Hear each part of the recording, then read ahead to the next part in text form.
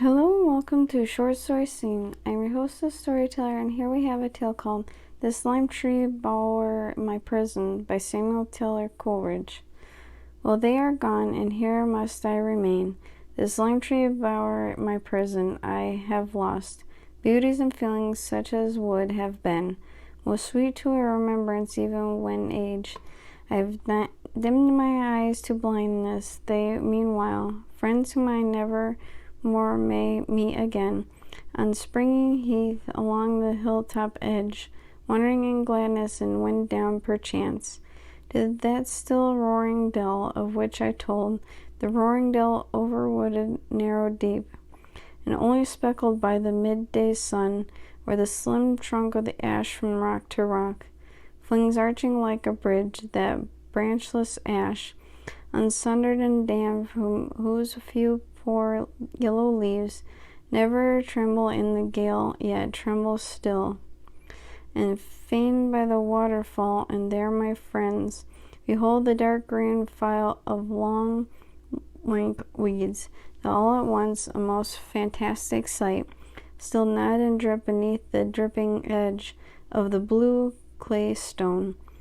Now my friends emerge beneath the wide heaven in view again, a many steepled tract magnificent, of hilly fields and meadows and the sea, and with some flank bark perhaps, whose sails light up the slip of smooth, clear sky betwixt two isles, a purple shadow. Yes, they wander on, and in gladness all, but thou, methinks, most glad, my gentle-hearted Charles, for thou hast pined and hungered after nature many a year, in the great city pent, winning thy way, while the yet a patient soul, through evil and pain and strange calamity, slowly sink beneath the western ridge. Thou glorious sun, shine in the slant beams of the sinking orb.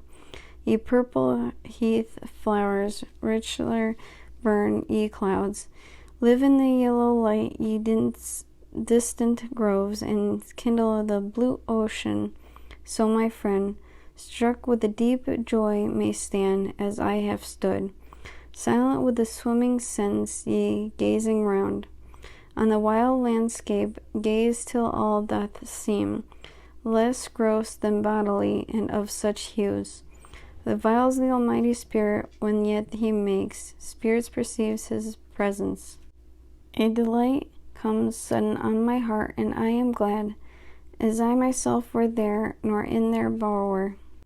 This little lime tree bower have I not marked, much of a smooth me, pale beneath the blaze, hung in transparent foliage, and I watched some broad and sunny leaf, and loved to see the shadow of the leaf and stem above, dappled its sunshine, and that walnut tree was richly tinged in deep radiance lay full on the ancient ivory which usurps and the fronting elms, and now with the blackest mass makes their dark branches gleam on lighter hue through the late twilight, and through now the bat wheels silent by, and now a swallow twitters, yet still the solitary humble-bee sings in the bean flower. Henceforth I shall know that nature never deserts the wise and the pure. No plot so narrow be but nature there, no waste so vacant but may well implore each facility of sense, and keep the heart awake to love and beauty. And sometimes 'tis well the bereft of the promised good, that we may lift the soul and contemplate with lively joy and joys we cannot share.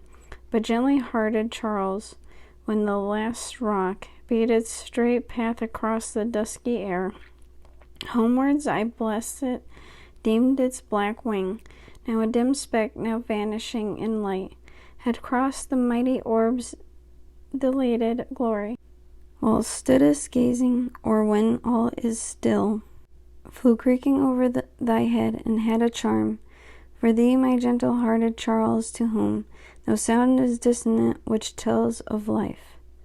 And that concludes our tale, This Lime Tree Bower My Prison by Samuel Taylor Coleridge.